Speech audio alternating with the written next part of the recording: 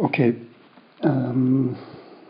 it is a great opportunity, especially because what I am allowed to do on this occasion is giving a presentation, not pretending to have an answer, but actually trying to find a question. This is something usually we don't do, we don't dare to do in academia today. So it's a special opportunity.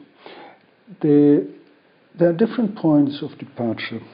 We can, for instance, refer to Niklas Luhmann, who said something like, we know quite a lot, we know nearly everything, but there is nothing that we can really do with it. And it's increasingly the situation where we have reason, where we are dealing with reason, where we are always referring, actually, since the Enlightenment, Western Enlightenment, to this rational being. But at the same time, this rationality turns into nonsense and benefit turns to menace, as Goethe said it. And this is another tension we are confronted with. And it's not just about the contradictions evolving from there, but it is the difficulty really of finding a rational answer, to find a new way as well actually of defining wealth. This is, I think, very much underlying the current situation in economics. If we look at the economic development, we have a huge potential of new ways of dealing with things. We have an enormous development of the productive forces, but at the same time, we don't know really how to use it in terms of being beneficial. Well, it sounds like a phrase for society. The problem, I think, or one of the methodological problems we face, in my opinion, is that we are caught in what I would call a hegemonic trap. We analyze our current situation against the background of the development, how we got there, but even this we interpret with our current understanding of reality. And of course it is ending then in what supposedly Einstein said, I don't know exactly the wording, but we should not try to find solutions to the problems of today by applying actually those causes that from where these problems emerge. So in this way we have to find as well a new way of looking at the current situation, analyzing the current situation with all the potential, with the opportunities in it. Of course, there is the danger, obviously the danger that we overlook or that we create a kind of optimism and that we overlook the current threats we are facing, which are very serious, which are very short or which require very short-term solutions. But nevertheless, we should not overlook that there are always potentials in any kind of crisis that are actually part of the crisis, inherent in this crisis, of something moving forward, trying to find a way forward. So instead of looking at the economic dimension in stricto sensu, I want to begin with highlighting some issues of the crisis that we usually look more into when we discuss political issues, but that we are not really considering it as being relevant when we are talking about economics. It's the real ills of capitalism. Of course, beverage is still right with the 5 ills and the 5 challenges, but I think there is more to it. The first point I want to highlight is tension between public and private. It's a secular issue. It's not anything that is specific only for today, and possibly it's not even specific as such, that it's specifically severe today. I think it is an ongoing issue we face since a long, long time, and what makes it relevant for us is that there's always this tension of how to deal with drawing borders, with creating externalities, and at the same time finding a way that these remain externalities and the effects are not referring back to ourselves. This is a matter of public-private, it is a matter of economic-political, and it is a matter as well of the wider range of actually how to understand the public. And in this way, it's of course something that is of special relevance today, because we face a new phase of fundamental privatization in economic terms, the privatization of capital, the privatization of means of production, and so on and so forth. But at the same time, this privatization is a form of socialization. It is a form of creating, if you want, a new form of the public as well. So it is this complex field where we always try to find an escape in posing a dichotomy, instead of looking at the ongoing conflicts and struggles, hegemonic powers that are involved in it. It's not just a hegemony that is there, that is in power, but it is as well the permanently evoking counter-hegemony as intrinsic, as genuine part of it. And in this way, I think there is as well the permanent tension of, as I said, drawing borders in terms of what is in sociology usually thought of as community and society, Gemeinschaft and Gesellschaft in Tönnies. We find the same with Durkheim, or already with Sumner. So these are ongoing tensions where we hardly find a solution in terms of one or the other.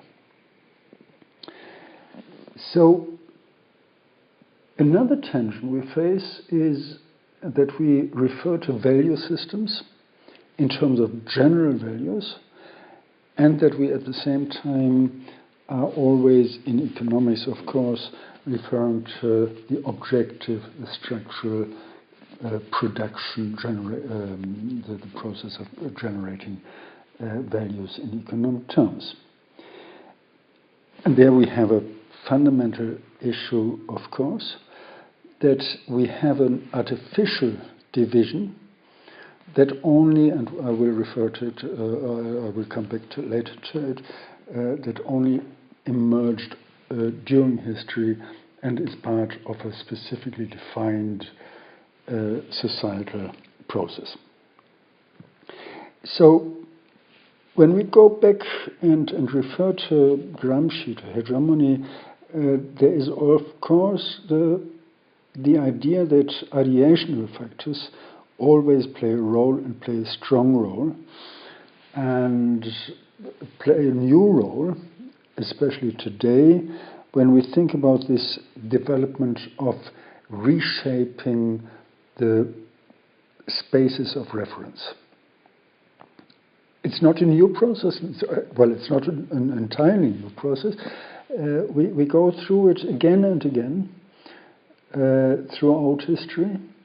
We have this process as something that is playing a role with the emergence of the nation state, with the reshuffling of world order, as we have had it before and then during the long 30 years war, actually establishing what we nowadays call the nation state.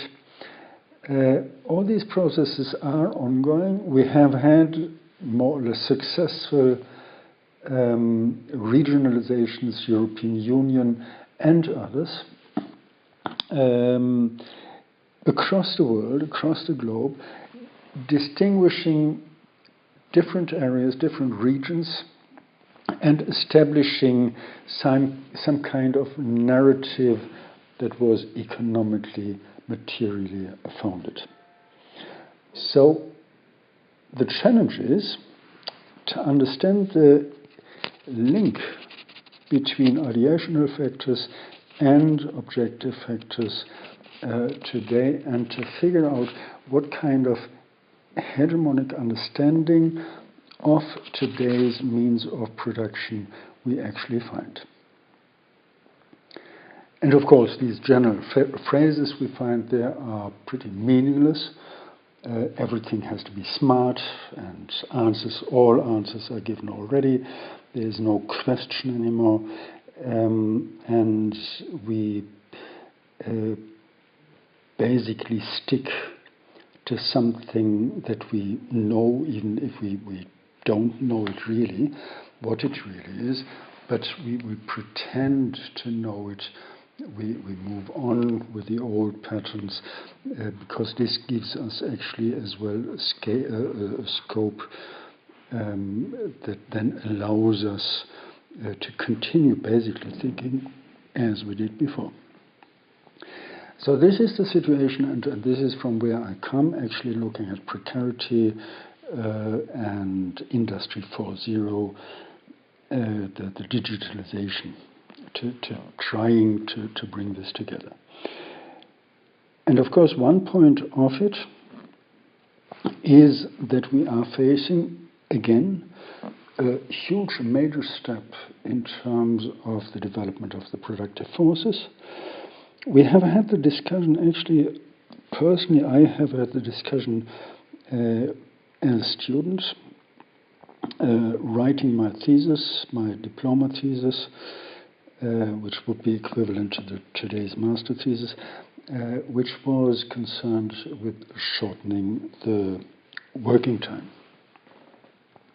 Where we as well said we have certain structural problems in the labour market in terms of employment, and it is not about getting back to the old pattern, but it is about using the new potentials that are given and how to come to a new form of distribution, which is part of the productive process itself, and to a new form of as well understanding what value, what the generation of value is about.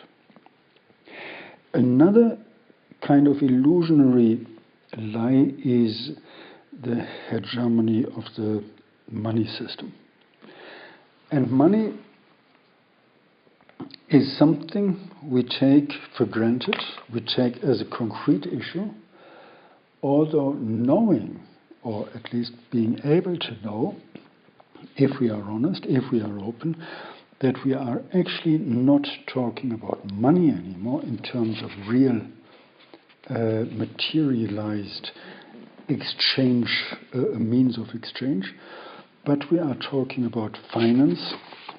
It's one factor Saskia Sassen actually emphasized recently, saying that this finance system is not about money, but it is about finance, and finance is a kind of independent new development that uses certain forms of money, but is completely different. Now, what this is another form of externalization, of creating independence, an independent system, as we have had it throughout history, where we have certain forms of rationality, of ratios that allow us to deal with this kind of independent subsystems. I hesitated a little bit, I don't know if you mentioned it, to say subsystems. They are subsystems, but we actually don't know exactly what the system is, because the system is more than the sum of the parts, not only in terms of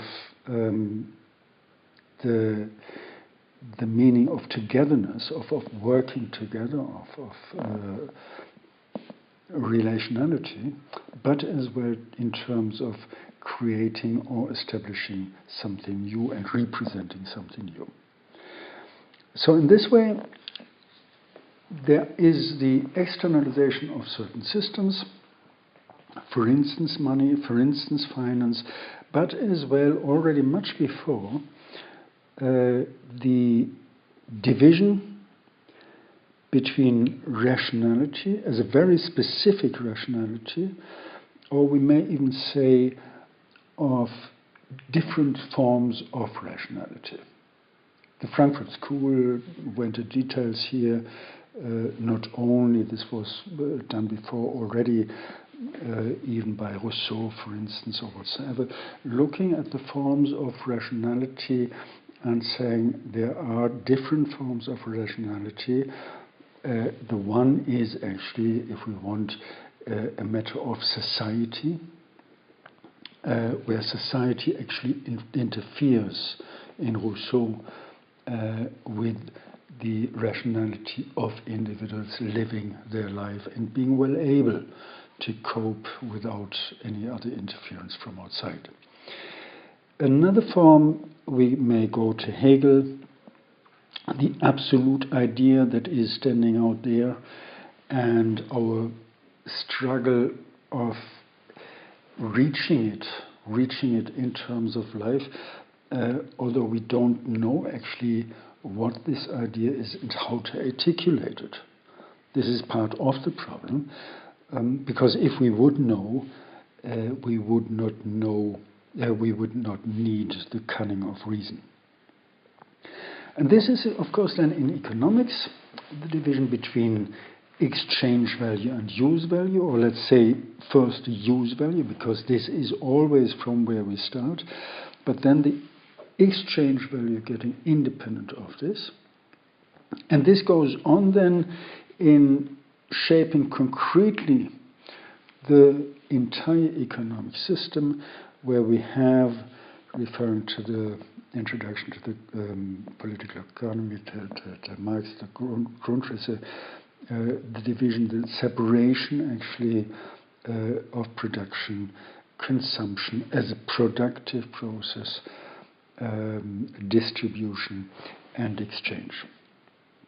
So it is exactly here where we find Goethe's famous words of ratio turning into nonsense. Each system in its own respect is organized in a very rational way, but together in terms of benefiting, in terms of use value, in terms of this entirety sticking together, it doesn't make any sense. We cannot cope with it anymore in our own daily life because we are pushed to one side or another. And I think this is a prevalent question today when we look at the new forms or the new forces of production, where we face exactly the same thing. Do we want to establish a new system, again something outside, alienated fostering the process of further individualization, or is that actually a potential that this new form of socialization is bringing us together and is really bringing us a new form of socialization? A question. And to be honest, as I said, I don't have any answer. I'm working in different contexts with it, with this question today, in some context with the preparation of the G20 meeting, and some simply academic context of writing. And as well, I will do this when it comes to social law in September, when I'm going to the Max Planck Institute, where we have as well, of course, the old social security systems, and do not know exactly where to go with it and how to cope with the new, on the one hand, new challenges, precarity, and at the same time with the new forms of the new forms of socialization, where we have these huge potentials. There are different discussions in this respect. I don't want, and I don't have to go into details there. It is about the minimum income. It is about the taxing robots. Some issues are very interesting. Some, I think, are more distracting, because at the end of the day, it is still labor that is creating value. Labor in terms of the humans engaging with nature, engaging with other people, and owning or not owning, dealing in one way or another with the different productive means of production. And in this sense, of course, it is a matter of asking smart questions, where to go with new forms of public spaces and of controlling them. The 4 factors I mentioned before: production in terms of manufacturing, consumption as a productive process, distribution and exchange had always been, or originally been, considered to be an entity, a unit. It was a unit, an entity in terms of the social materiality. It was about production, securing a living standard, living in dignity, if we use the commonly used terminology today. It was something limited in terms of space, in terms of social spaces. It was the household, it was the nation state, it was as well in some way or another the enterprise. There had been during history, different concepts of this, different narratives around it, which of course then had been hugely important for the economic structures. If we think, for instance, at the early phases of industrialization, or of the early stages of heavy industries, the patriarchal structures there. And there is as well the kind of units, at the beginning, this entity of dealing in natural space. And we find there another shift now, since a long time, that we are apparently moving away, more and more away, from this immediate entity established with nature into some forms of artificial spaces, It was first the primary sector that moved to the secondary activities, then to the tertiary activities, and now we are moving further away into virtual spaces and ideation spaces. And with all this, we have had something else being under threat now, or being questioned in specific ways. We have had clearly regulated spaces where we could actually, going back to Weber, you find all this, where we could see exactly government, the legitimacy of government. And it's interesting to see actually Max Weber arguing around this as a matter of the different types of legitimacy, but always talking about government. Even if we would say today, most likely, that he was talking about governance. The charismatic leader, for instance, was not really in the strict sense governing. And this is of course something as well we already know from Prinzip. So in this way, there was as well a space, and here Max Weber comes again into play. There was a space for the hegemonic system of the Protestant ethics. The Protestant ethic being one of production. And it was the externalization, if we want, of commodities. We produced them to give them away. It had been there to be sold. It had not been there to be used. In first instance, the use orientation was getting secondary and was shifted away and was only an annex, an appendix to something that we needed to justify actually the actual production, meaning always the other side to justify the actual purchase of the products. And this means, of course, that there was another shift, that actually the market, the principle of the market, was getting dominant, and this means that exchange was getting dominant. What does it mean in actual fact?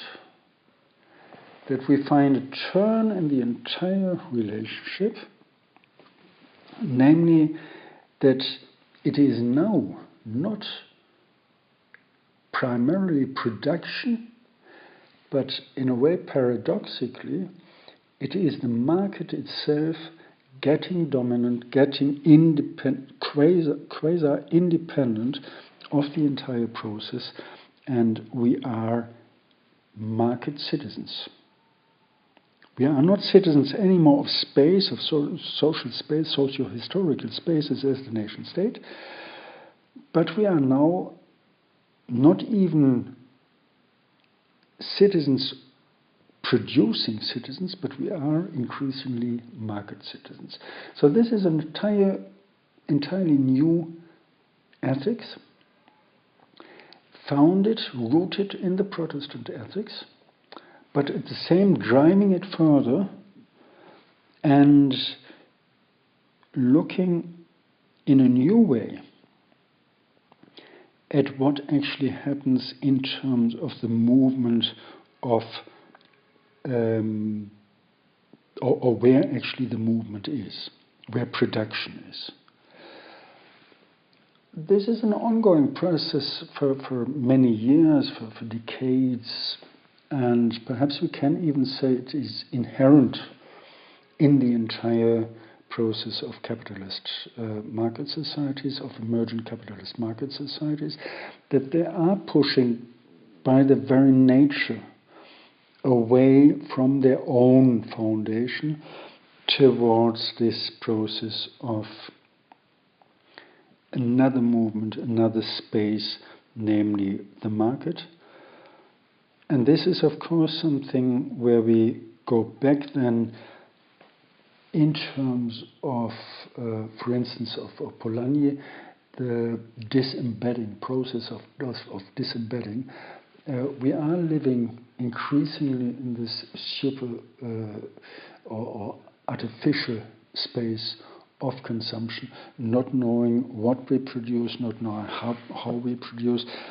And this, of course, means that we multiply processes of alienation towards something of exchange playing a dominant role. I played with Descartes' phrase, I think it was in 1995, when I termed this consumo ergo sum, cogito ergo sum, around and said exactly this, consumo ergo sum. I am consuming and therefore I am. This is part of my identity. This allows me really to be part of society. And in this context, we can, of course, and we have, of course, to ask something that may be a little bit provocative, especially if we come from the Marxist perspective, that we have to ask, is this traditional view still valid? Can we can we talk still about this division of the different ways of production, manufacturing, consumption, distribution, and exchange? How do they reshuffle?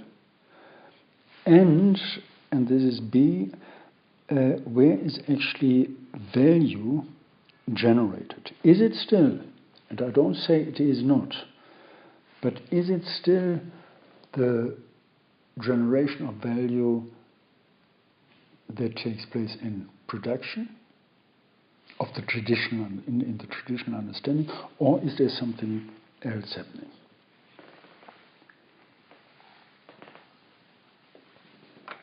I read recently around all this in one article this phrase of we are not consuming goods, we are not even consuming brands, but what we are consuming is very much about production of the self. So we are producing not goods, but we are using goods to produce ourselves. Which is a little bit weird to think about it as a matter of the product, especially in societies in wealthy societies, is for many people, be it real or be it a part of a process of branding, of ideology, of this new hegemony. It is something where we find exactly this new valuation. It is not the product. It is not even the brand, but it is something that we use to produce ourselves as value. Hedonistic, but as well, and this is something we can see, for instance, in Brandt and Wissen's work on imperial lifestyles. It is something where we have as well the alternative forces trying to use these ideational factors to present themselves as a counter-hegemony. Again, for me, it's more a matter of questions than of answers. But I tried to use this division or the analytical separation Marx proposed: production, consumption, distribution, and exchange, by outlining different types of capitalism. We have, in terms of production, the products as we may say branding capitalism. It's the brand. We produce a specific brand. We produce products. We produce something that is real. When it comes to consumption, and it has both sides of consumption, the productive side and the side of day-to-day consumption, it is about algorithms. So we may speak there of an algorithm capitalism. It is around virtual values. It is about something that is not relevant in terms of the actual product, but it is relevant being or getting relevant as being something that merges into specific relationships of individuals who never see each other, who are never directly in contact with each other, and who nevertheless creating something that is external to them in terms of the algorithm, but as well in terms of the products. And then we have, of course, with the distribution, the famous casino capitalism. Money plays a role, and only money plays a role, and it creates apparently itself. Of course, all this has to be backed in some way by reality, but it is only in some way, because to a large extent it is getting there that the material part of the entire processes is getting smaller and smaller. This justifies then so many people, like Rifkin, of course, to talk about the zero marginal societies. And then we have, looking at exchange, we have techno-capitalism, where all the different things merge into specific products. And even the process of production itself is being externalized, artificialized in this way by the move to 3D printers, that we don't buy products anymore, but we buy or we produce ideas of which we are ourselves the creator. I read recently in a student's work exactly this. We are emerging as gods, and we can create everything ourselves. Now, as I said, what we have to keep in mind is that all this is, of course, about individualization, but it is as well part of this process of socialization. New forms of socialization, and even if we have to say at some stage it is this individual, the hedonist individual, we have to say it is something more. And this something more, at least the one potential of this something more, is about new definition of value, of what we are actually valuating. This is, I think, a hugely interesting point where we come to possibly new forms of understanding the entire process of production. So, what is this value about? And I think in a new perspective, we can say it is very much about the valuation of oneself, of the ideas of life, of where one wants to go and what one wants to be. but always in terms of what one wants to be in society. And this, of course, means that we always have, or we are always redefining as well society or the social.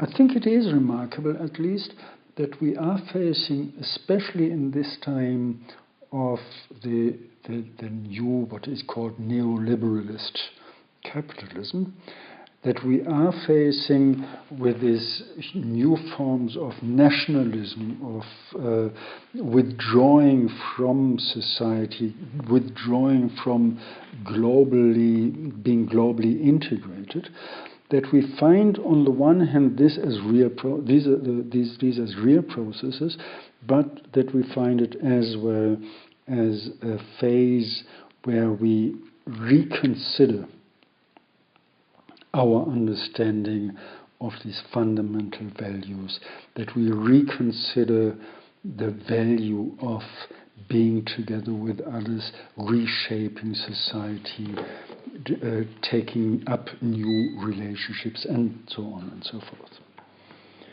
Again, hugely contradictory processes, in many cases hugely paradox processes as well, but it is about something where we as well reconsider processes of our reproductive and productive activities. It is about relating to nature.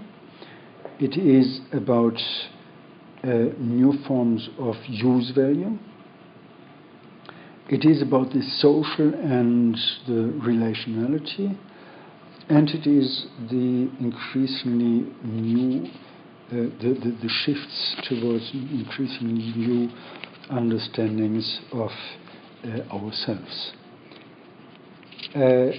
Moore, in his work on the capitalist scene, works with this as well, that he says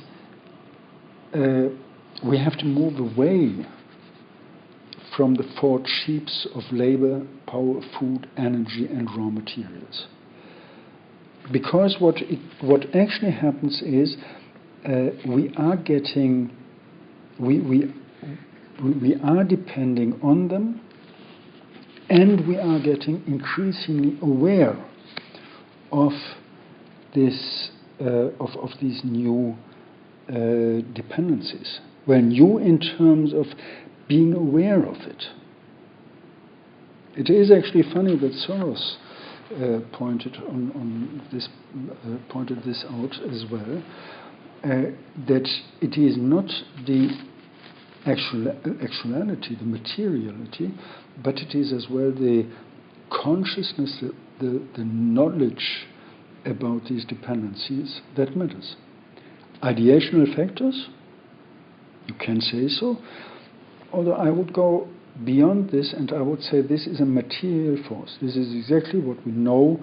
The material, the ideas are emerging as a material force as soon as they are getting hold of the masses. And the masses are here those who are producing, who are living these new forms. And part of this is that we are permanently, or in a process of a permanent overproduction. This is in tension, in a fundamental tension, with a permanent underproduction of what we may call social values. We are facing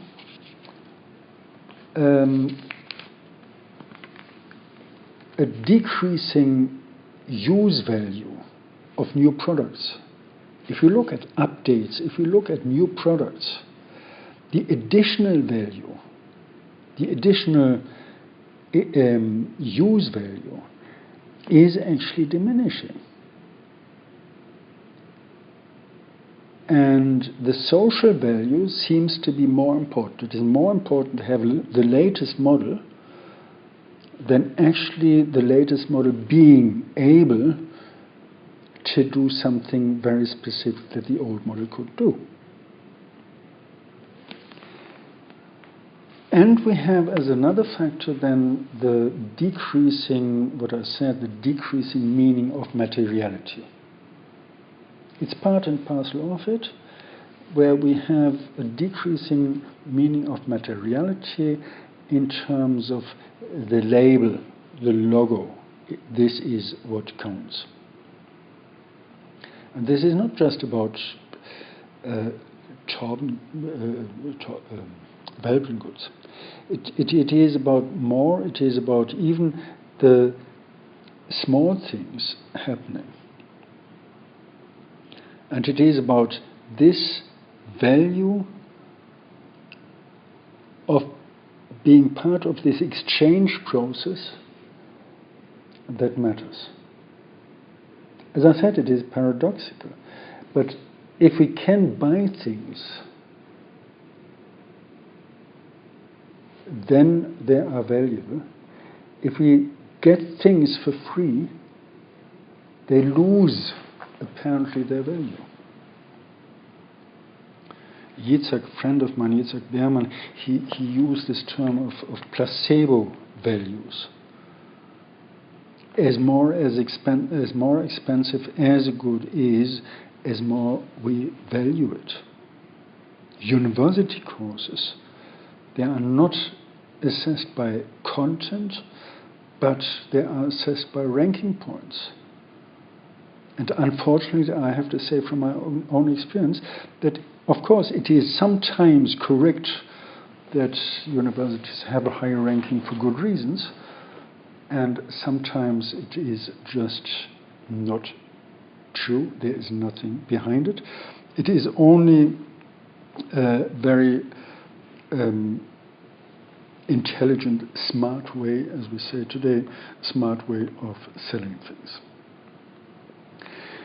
Now I have to make a little excursus here because there is some danger in what I say or how this may be interpreted.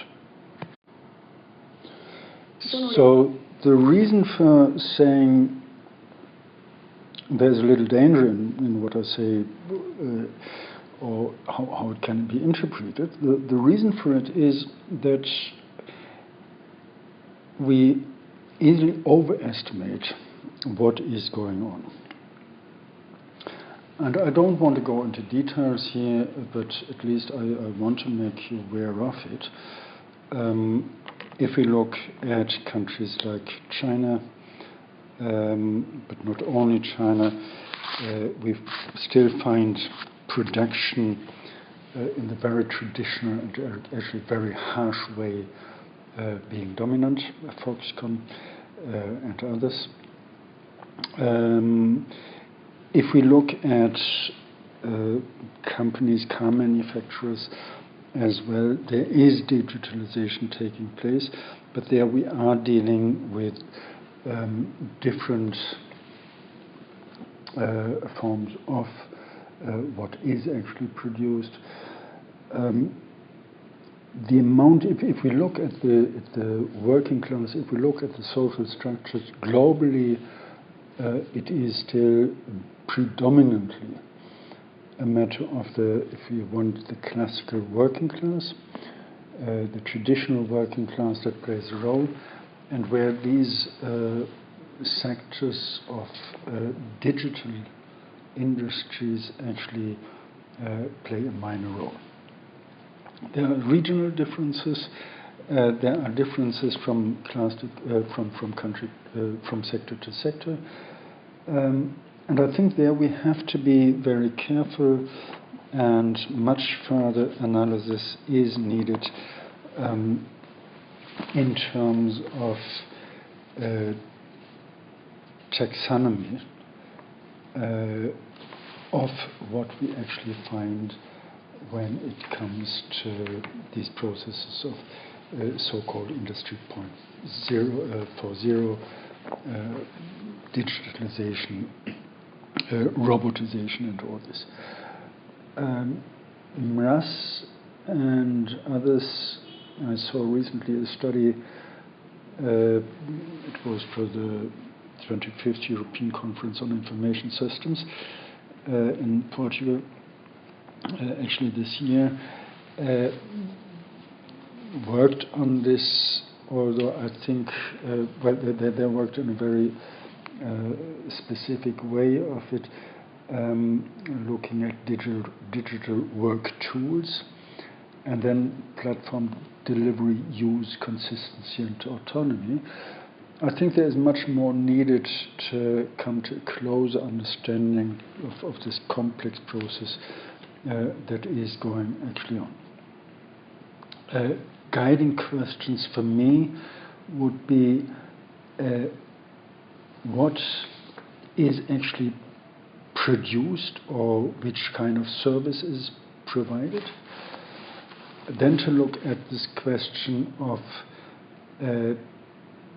what is being paid for, and then the question who is actually paying and who is working in which way, and how is it at the end of the day secured in terms of societal security. I use this term societal security explicitly to make clear that we are moving towards a new area where it is not just about the traditional social security. So this is important, and I will come back to this, and I will come back later, much later to this, when I work actually on these questions from a legal perspective. But all this is part of an ongoing process, and I'm happy for any kind of contribution to this. So there are, I think, in terms of looking at value, two major shifts we have to look at and we have to ask for. The one is how much time of our work, of our productive engagement, do we actually spend in terms of it's essential we have to.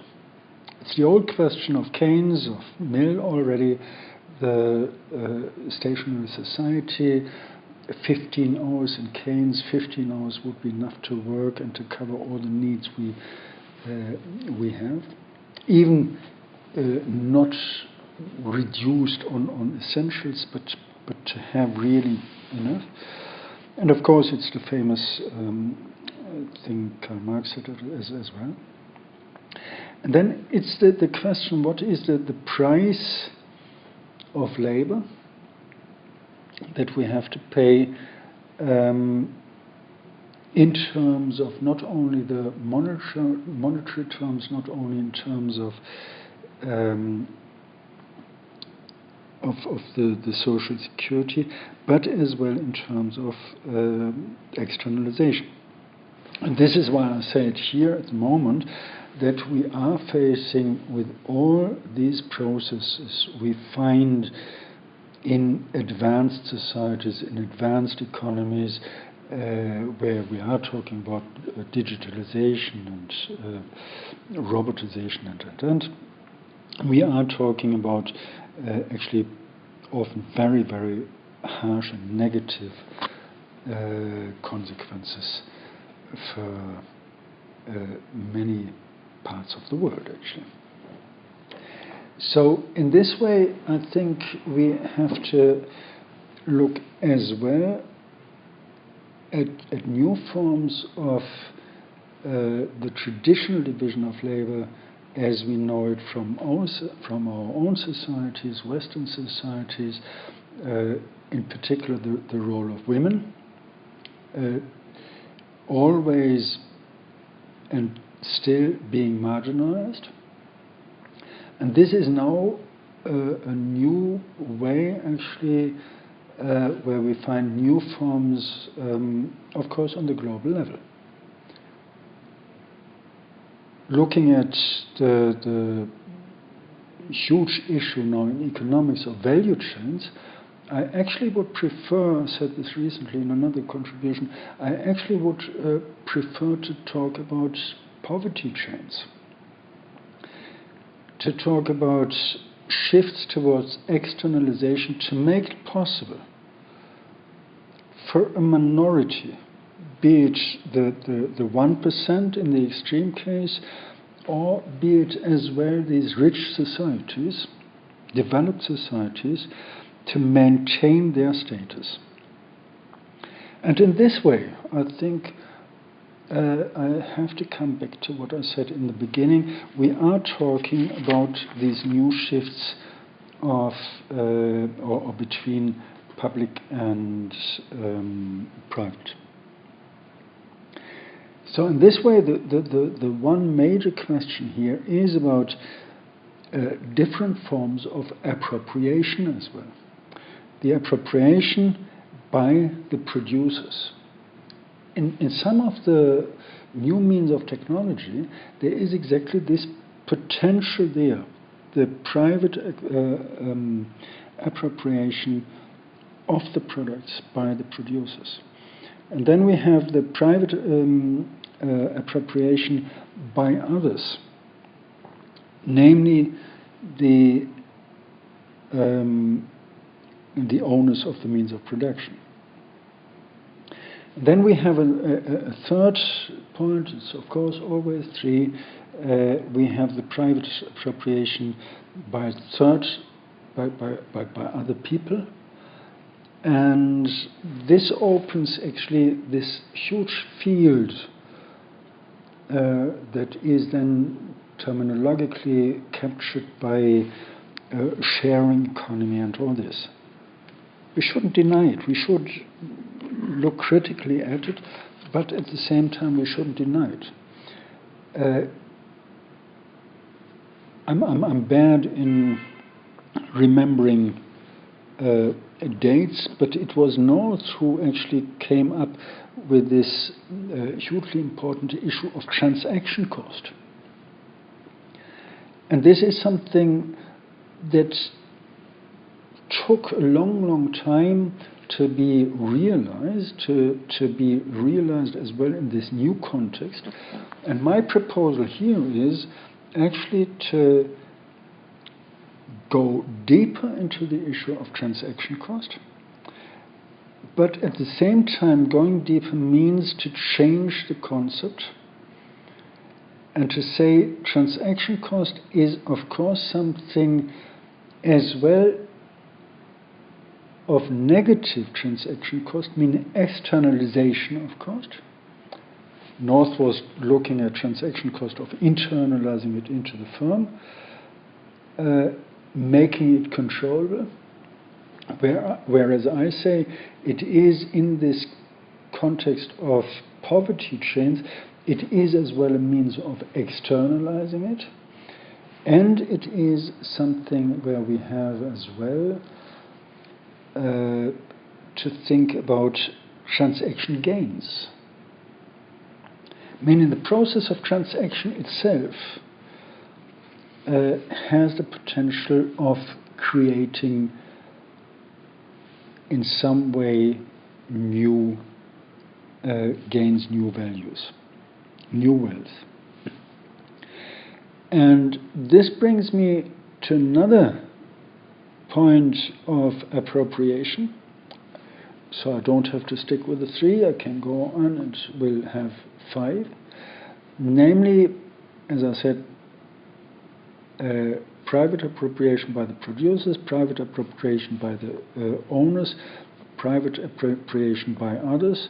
And now we have to look at social appropriation, the valuation of something that are only appropriated by society, meaning in traditional terms we would say, or we would use the term of charitable action or something like this, voluntary work, all these things, but now in a new context.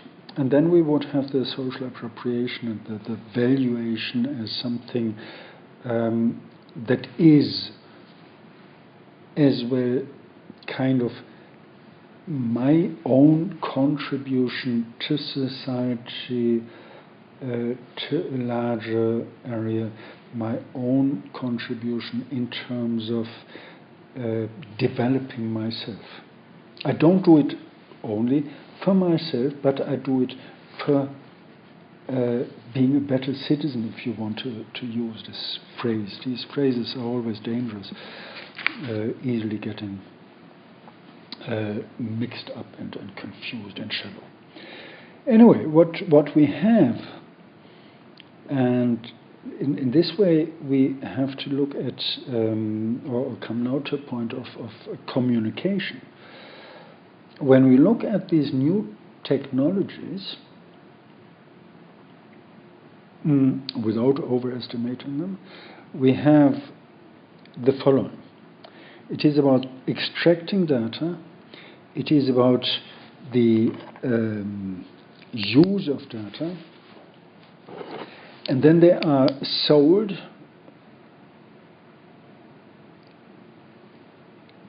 to somebody else, meaning between those who are extracting data and who are using them, and then they are sold to others.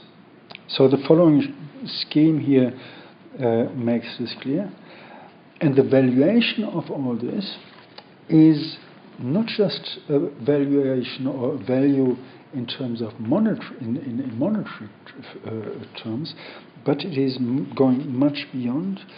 It is as well something of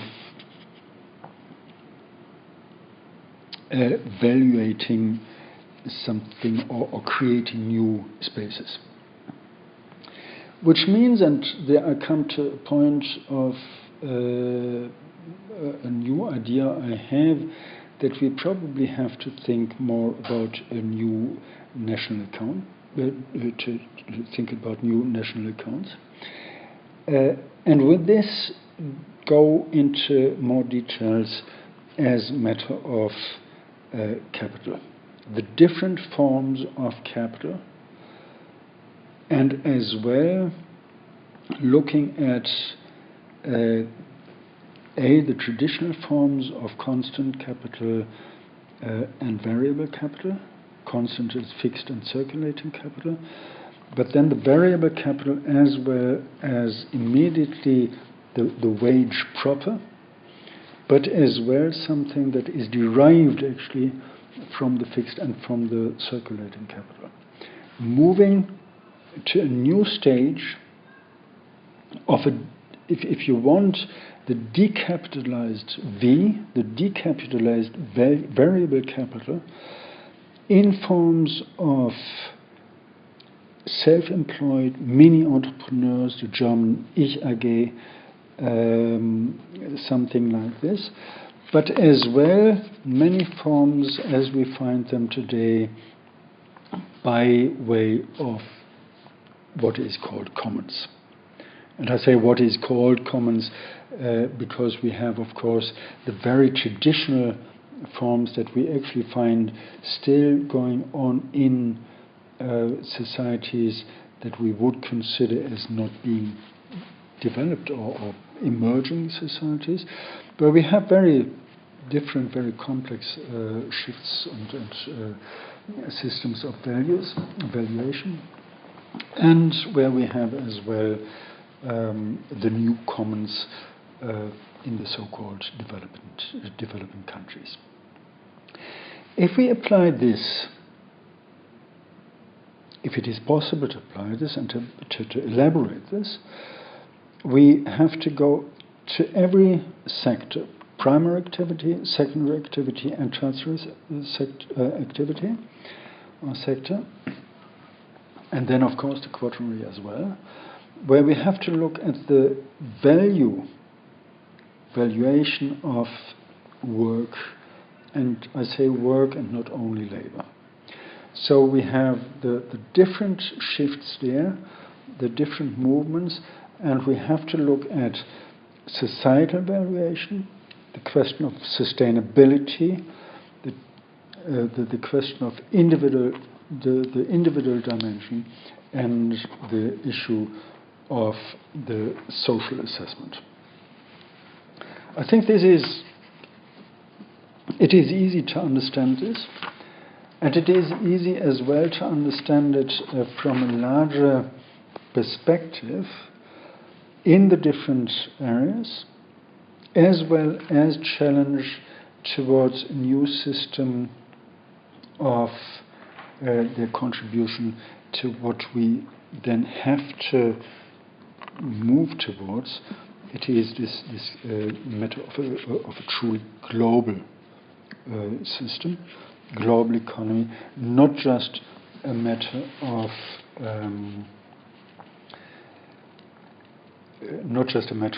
the world systems. This is currently dominant, without question, but the question is if it has to be and if it has to remain this way. I'm not talking about ideational factors, but I'm talking the shift, the challenge to move into another direction that is inherent in the means of production, in the productive forces as we have them already now. It won't be tomorrow, it won't be in 5 years or whatever, as Masons and Rifkin and all these people say, that it is already there. What they are talking about is in a very, very small, tiny area.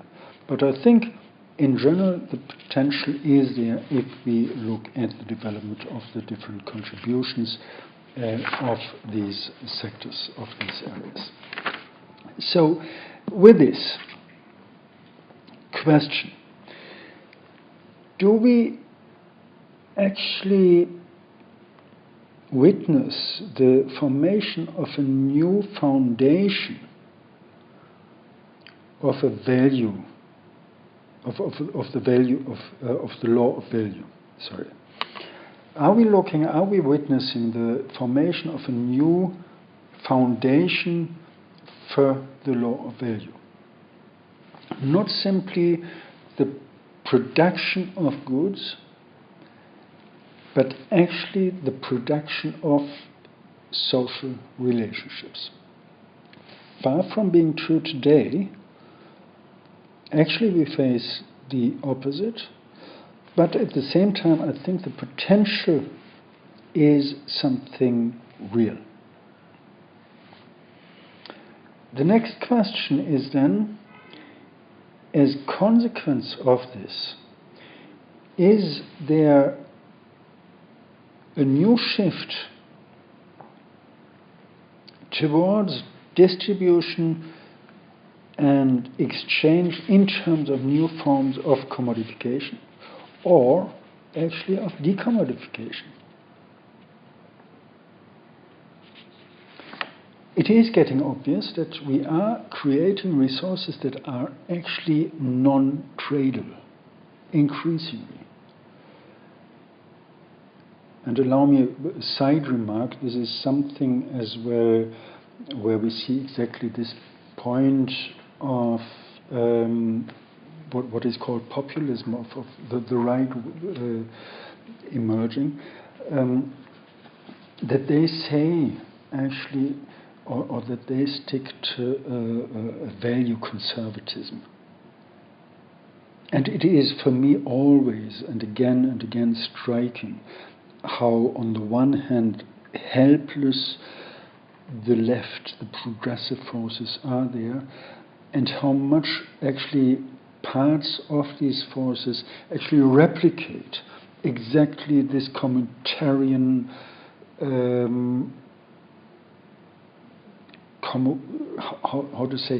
hedonistic communitarian attitudes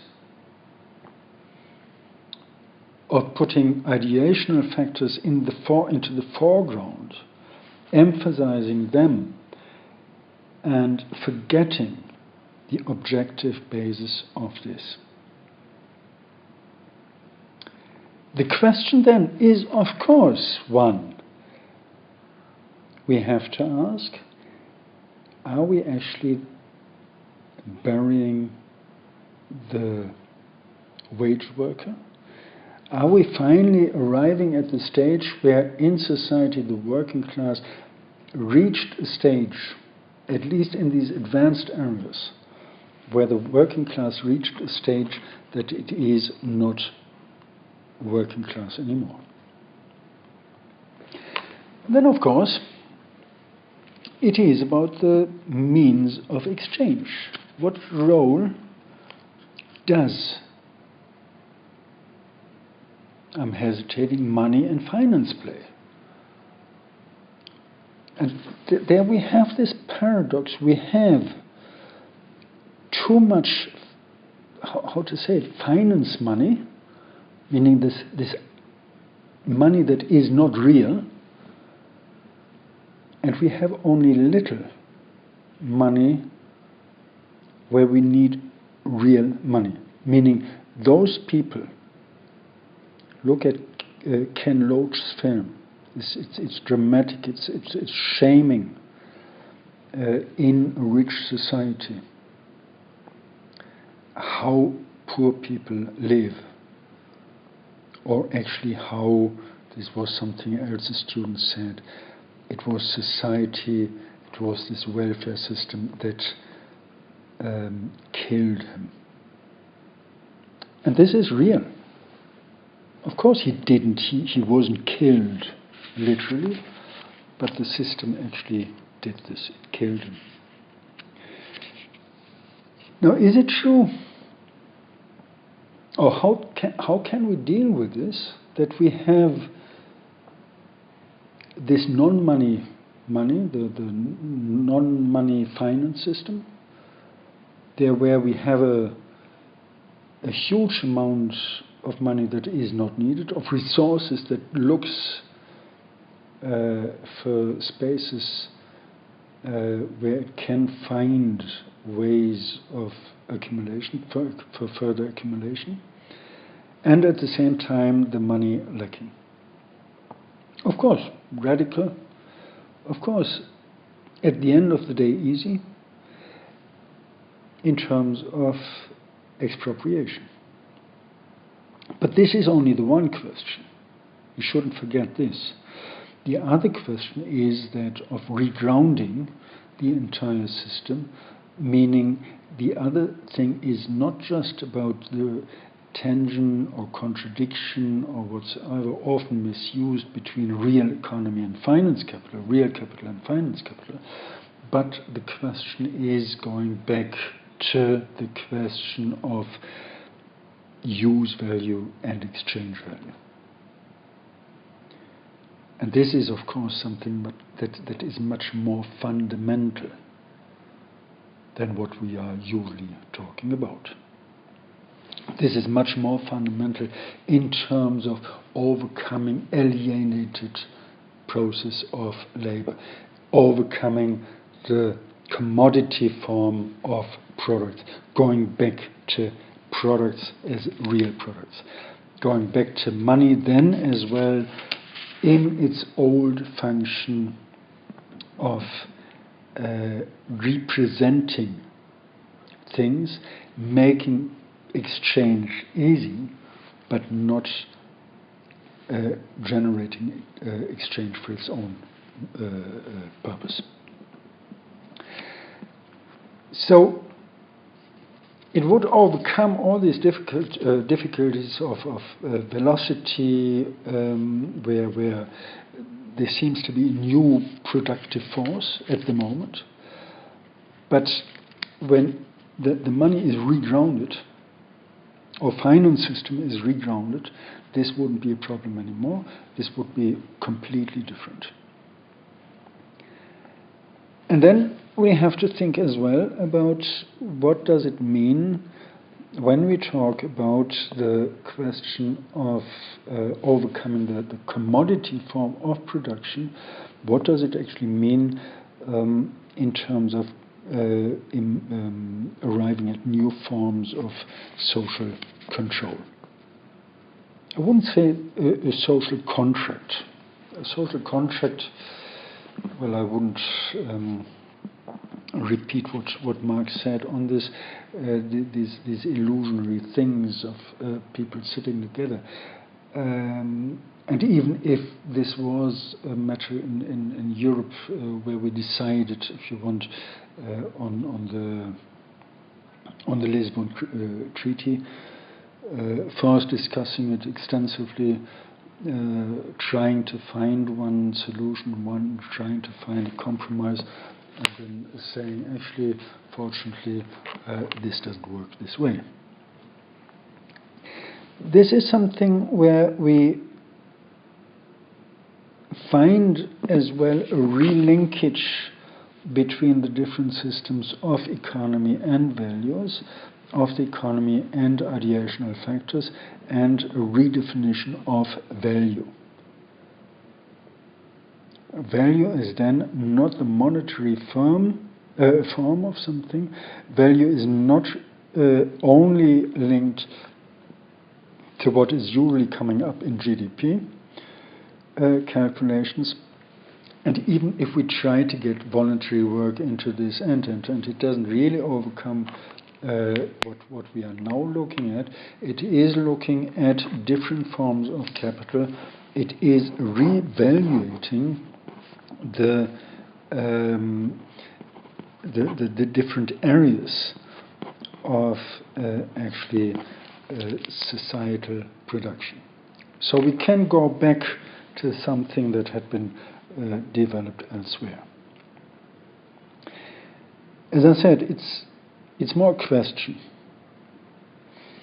It's more about opening a space for debate where we have to think as well about reassessing concepts, for instance, that of Pierre Bourdieu, the issue of the different forms of capital. I'm hugely critical about it. I'm still hugely critical about it. But at the same time, there seems to be a potential for actually using him to go beyond him as well, to say it is not a new form of capital that is interchangeable with economic capital. It is actually not capital at all in this understanding of economics, but we have to rethink, reevaluate capital in general, what it means. We have to think at production. We have to think about production and the matter of exchange, the matter of producing value and realizing value as a new, closely linked entity, as a unit. And then we have to come back to what I said before, the 4 questions when it comes to the taxonomy.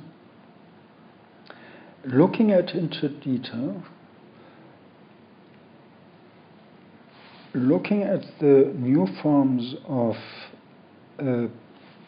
let's stick to this term, of Industry 4.0 as matter of what is actually not only produced, but what is done in terms of social and societally useful activities, what is performed, what is paid for it, and who is actually benefiting from it in terms of who is making money out of it or who is profiting from it in terms as well of social value transfers, and something about social and societal security. I will stop here, more or less. I want to refer back at least to something. We have to be grateful to Eleanor Ostrom to working on this empirically, but we have to be thankful, grateful especially for bringing up this issue of the awareness of the different forms of property that coexist. They coexist in any case in our societies, in all our societies, and making a strategic use of it is important, I think, not only in terms of enhancing value as understood traditionally, but in enhancing it by way of finding new ways, new understandings of what value actually is about. Thank you.